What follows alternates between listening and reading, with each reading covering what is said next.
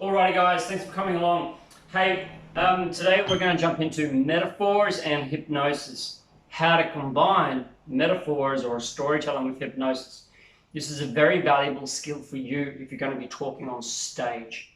It doesn't matter if you're talking on stage to a bunch of 2-year-olds or 20-year-olds or 60-year-olds. Telling stories on stage is one of the best of all time activities for everyone. I mean, we all remember when we were kids being able to sit and watch a movie or listen to a story, and that's essentially what a movie is. And you know how captivating movies are. But movies can be more captivating than listening to books because we have the pictures and stuff made for us. So we're going to share with you a few things to help take your storytelling, your metaphors to a whole new level, ensuring that your audience is not just creating pictures, but is actually fully joining in along the process and perhaps having genuine, deep, therapeutic change. Deep, therapeutic change. Or perhaps you could be using this for something else with your product. You could use this in interviews if you're selling yourself, but no, we're going to focus here. We're going to focus here on the therapeutic approaches, but you could easily move this a bit and use it for job interviews, business, selling products, getting team alignment, and a few other areas. But I'll focus a bit more on the therapeutic approach, and I'll leave the modification for you. So this is how I could use this and how we would use this with our clients. You may already be aware of the brainwave frequencies, but if not, there's a very simple way to remember. GBATD. Easy, right? Easy to remember. Golf before a Tinder date. Golf before a Tinder date. That's how you can remember it. G, golf or gamma. B, beta before a alpha. T, Tinder or theta. D, date, delta. Golf before a Tinder date. Golf, Bravo, Alpha, Theta, Delta. Things you need to know about these brainwaves is the gamma is the highest or the highest frequency. Let's not get into that. It's like the highest frequency. Beta is our everyday thinking. You're probably in beta now, but you actually have all these frequencies going on in your head. It's just the beta is the more dominant one. During the day, our brain cycles and we go through the I think we call it cardiac rhythms or cardiac cycles, and all day long we have extra B, but then there's moments in the day where we have extra A, extra T, extra D. Yeah, so throughout the day, maybe every 45 minutes or an hour and a half, our brain goes like a restart. And in that restart, it's not that we're losing B, it's that the B brainwaves kind of calm down. The amount of perhaps strength in there calms down, and the strength in the deltas increase. And then the strength in the theta increase. And then the alpha decreases, the theta decreases, and the delta increases. So we spend most of the day in beta, but we have these rhythms where we go throughout the day. And one of the best things about hypnosis is rather than trying to get someone to go down to the lower brainwaves, you just catch it when it happens. You just catch the automatic process. So when you look at some of the world's best hypnosis people, it wasn't necessarily that they would put people in the state straight away. Sometimes they would just talk, they would wait and talk, set things up, and catch the state where it naturally occurs. But there's ways you can induce the states more. So your beta is your everyday state, alpha's a bit lower, obviously. Alpha's got more creativity. And theta is more healing, and delta is deep sleep. Another way of looking at it is the lower brain waves have more unconscious activity. The higher have more conscious activity. Okay, so beta to alpha obviously kind of close, and here you can have creative solutions. If you drop down into the theta, theta is where, as I mentioned, most of the healing is. But in order to bring the healing back up, you know, we need a bit of a conscious memory, or we need a bit of a beta to bring that lessons back up. A lot of people, when they sleep, they'll go down to delta, and they often wake up with an alarm clock. Beep, beep, beep, beep, beep. And because they come up so quick, everything that was happening in the unconscious stays in the unconscious. But if people wake up slowly, they're more likely to remember their last dreams, because you know the lucid dreams are around here. So people wake up slowly, they bring back their lucid dreams, and they can bring back lessons from their lucid dream, and then they can write it down. When they write it down, they're getting more beta, perhaps a bit of gamma, and they can write that down. So that's what happens naturally throughout the day. And what happens during hypnosis? When we do hypnosis, our kind of goal is to, person's going wrong, and our kind of goal is to drop them down perhaps to the theta level, alpha, theta, delta level, drop them down somewhere around here. We want to drop them down somewhere around here. Reason being, we're dropping them from conscious awareness to more of a deeper unconscious. Now, let's say the person has a problem. We all do, right? Now, if you are able to think clearly right now, and if you're able to think clearly about a problem right now, well, you would probably be thinking about the problem here, and you would be thinking about that problem using the beta brainwaves. So the problem is in the beta brainwaves. See, when you go to sleep, that's no longer a problem, because when you go to sleep, okay, but the problem is a problem on the beta brainwave states. So one of the reasons we might like to use hypnosis is that we can drop down and we can get around the problem. The problem is in the conscious. As Einstein would say, you can't solve a problem with the thinking that created it. Okay, so using hypnosis, we might want to use a metaphor or a story. And a great way to start the story, let's say story one. This is going to seem a little bit chaotic. And if you forget, that's perfect. Hey, just the other day, I don't know if you've had this before, but like I was really struggling to find my keys. I had to leave the house in a rush and I couldn't find my keys. So I was like, I don't know if you've had it, but I just couldn't find the keys. They weren't where they're supposed to be. And I started going around the house and I just looked everywhere and I couldn't find my keys. And that reminded me of this special keychain I bought in the shop in Portugal when I was being trained by John Grinder. You see, I was being trained by John Grinder. It was absolutely fantastic. And I was on the beach with John Grinder and his team, and we were talking about different training styles, and we were talking about how everyone has different ways of learning. You see, people have different ways of learning.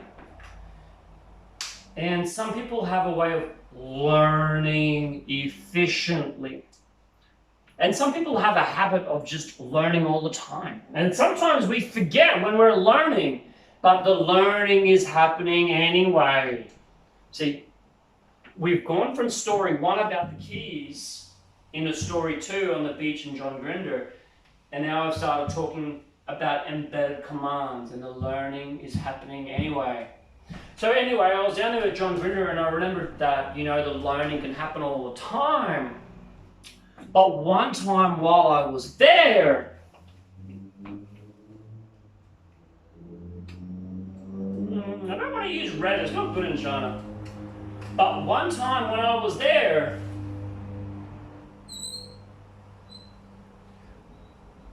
I sat down with this man, Christopher, and right by the pool with kids swimming and splashing in the pool.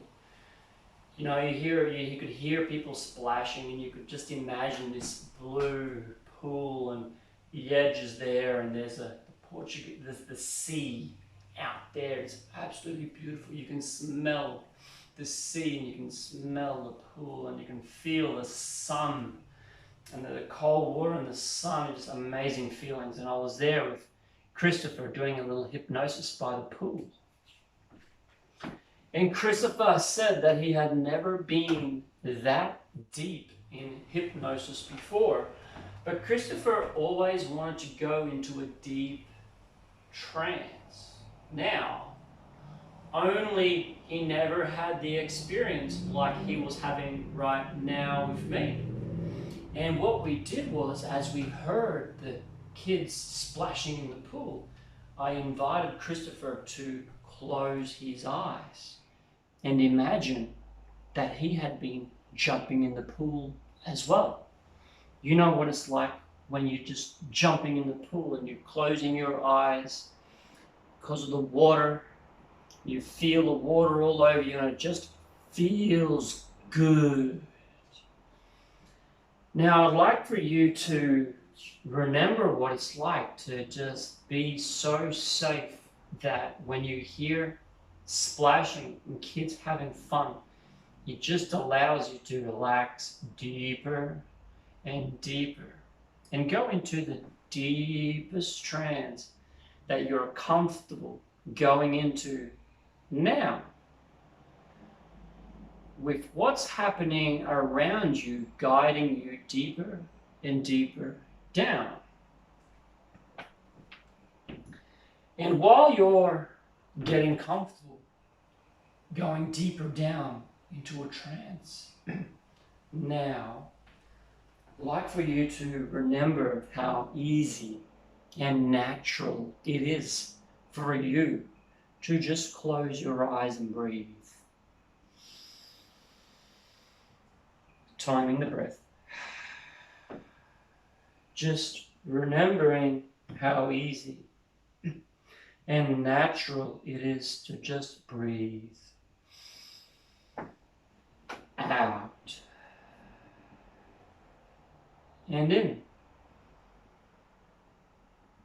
Out in your own time, knowing that you're going to breathe in at a time that's suitable for you, and releasing everything out with your next, that's right. And that means that you're going to, that's right. And that means, that's right.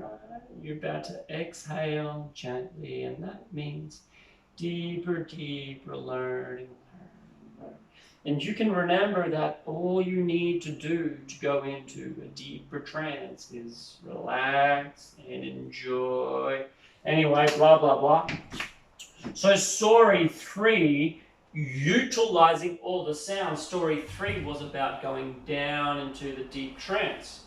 So that was all about going down, and the story was about using sounds. And it went on a bit more, and I said about, you could even use your thinking. And if you are thinking now, if you're in trance, that means that you're in trance or you're going deeper in trance. And as you ponder if you're going deeper or even if you're in, that confirms that you're in. Okay, so a whole pile of hypnosis for going in. Remember the John Grinder story by the beach was about learning. And number 1 was about forgetting. I'm going to put an A there and that'll make sense in a minute. Okay, so story 3 was about going into a deep trance and being able to go down deep. 2 was learning. A was something else. Okay, so back to the storyboard. Chris had a problem. Christopher had some kind of problem around going into deep hypnotic states. So when I started to tell the first story about the keys, I amplified some things, and the key set up amnesia. It's for him to forget. So the key set up amnesia. And as we went down with the sounds and the story of John, it was just building more and more comfort. And I was emphasizing words like learning. Yeah, and number 3 here, I was really using breath. So the third story is when I really dropped him. So the first 2 was just getting like from beta down to the alpha region. And then story 3 really dropped him down into the theatre. And when we dropped him down, I don't want to drop him too far down because he'll fall asleep. So we dropped him down to the delta. And in the delta here, we spoke about all these embedded commands about if you're thinking, if you're in a trance or not, it means you're in. So that's the actual groundwork there. It was all this kind of programming or embedded commands, which gets around the program. And then when we finish the deep trance, I go from the deep trance and being able to go into a deep trance easily and naturally, I do post-hypnotic suggestions. I remind him that every time he does trance, he will be able to go deeper and deeper at a time that suits him when he's safe and comfortable. Now, in a moment, we're going to come back to the sounds of the pool. And we're going to remember where we are by the beach. John Grinder and the team, and we've been learning how easy it is to learn. And learn and learn and learn. And bringing back to the learning, we're doing here is we're coming up, but we're not going straight up like an alarm clock. We're cycling up, a little bit cycling up. Remembering how easy it is to learn, and then sorry, where was I, guys? The keys, that's right. I completely forgot what we were talking about. The keys, right? So you wouldn't believe it, right? I couldn't find the damn keys anywhere. And I was running late to get the kids, and I ended up just going into the car. And I don't know how, I only got one set of keys, but I was in the car and I was like, Dad, how could I forget my keys?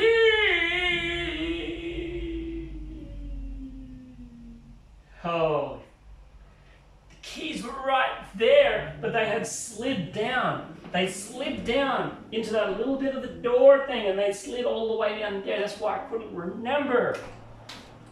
Okay, so now we're back up the top. We're back up the top. Only now, Christopher, or you, by the way, Christopher, and my story about Christopher is just part of the metaphor, okay? So story 1, the amnesia, the keys. Step 2, John Grinder on the beach. Step 3, I just made up a story about going deep, and I come back and you thought this was a story about Christopher. This has got nothing to do with Christopher. This is about you getting amnesia. And in the process, you've learned about how easy it is to go into deep trance, okay? I guess I could, no, it wouldn't be ethical. I guess I could drop a story down with like amnesia. I could talk about learning to buy programs, and how you buy my program now. But damn, that's hell not ethical. Okay, so we come back up the top. Because I shared the key story about a lost key, their chance is that the person listening forgets this, forgets that, consciously forgets that, and your client just wakes up going, wow, I feel different. You say to the client, welcome back. What happened to you? I was just talking about keys and stuff, and you know what it's like. Clients like, okay. Okay, so now using these 1, 2, 3 stories in 3, 2, 1, we have gone from beta down, we've looped around, we've done the learnings, we've come back up. Now the client here has the learning, the problem of not being able to go into trance, solved. No longer exists.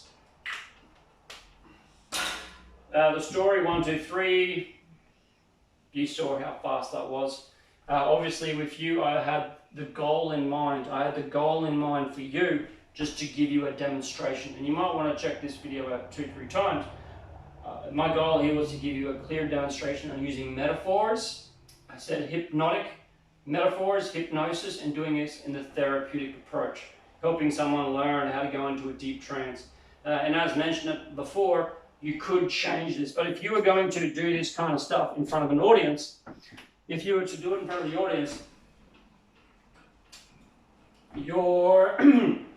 be careful. Sometimes the audience thinks you're a bit crazy because you've just gone from telling a story about losing your keys to something else. Yep. So they could think you're a bit crazy.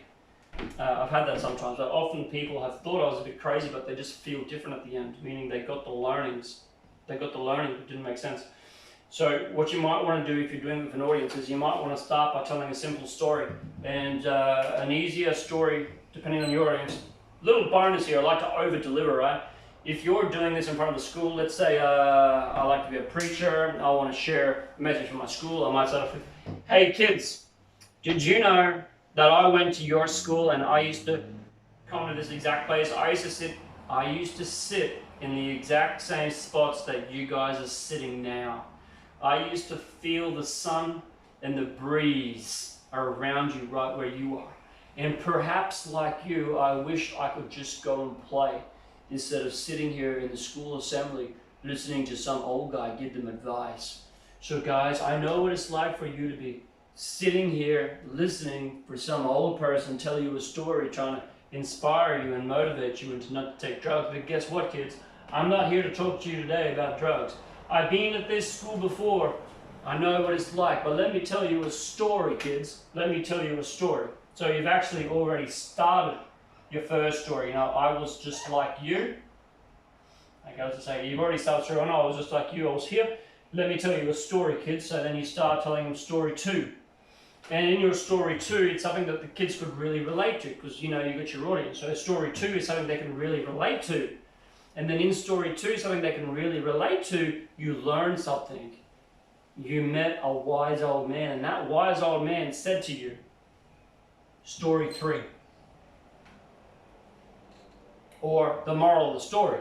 And then after moral 3, you go back to story 2. And that, ladies and gentlemen, is what changed my life when I was sitting here, just like you are. That blah, blah, blah, blah, blah.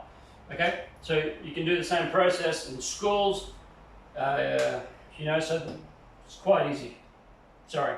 It's quite easy. It's just a decade plus in the making. That's why I guess coaching is so awesome, because I can do this for my clients, but you can also repeat and repeat and repeat. You can do this as many times as you like. You should be able to come up with your stories and go in and out automatically with ease and grace, and you can. Just requires a bit of practice. But good news, if you're a coach in the house, you get to practice this a couple of times a day, or whenever you get clients, you get to practice this. Every time your client calls up, oh, just before we start, I've got to tell you something. Short story. Imagine if you're doing coaching and you know, every time you start, straight away you do a 5-minute loop or a 5-minute quick story. And your 5-minute quick story as a coach, your 5-minute quick story is about remembering how capable and amazing you are. And if you started every coaching call like that, and you did like 6 months for a client, and at the start of every call, you had a different story, which re-emphasized how good you are, the moment you pick up the phone to them, they're going to automatically kind of go through this loop. How good they are. That's where coaching crosses into the area of training. But training and coaching are so aligned. Coaches like to think coaching and training is different. Okay, thank you very much. Questions, send them through. Have a blessed day. I love sharing this with you guys. Love it. Hey, I don't like my marketing much. I don't really like doing lots of marketing. So if you could please make a comment or share this with someone it's relevant to, share this with someone who likes this subject as much as you do, that would be really wonderful. That allows me to focus on coaching and training the students. So if you could share this along, that'd be wonderful. If not, Hakuna Matata. Thank you very much.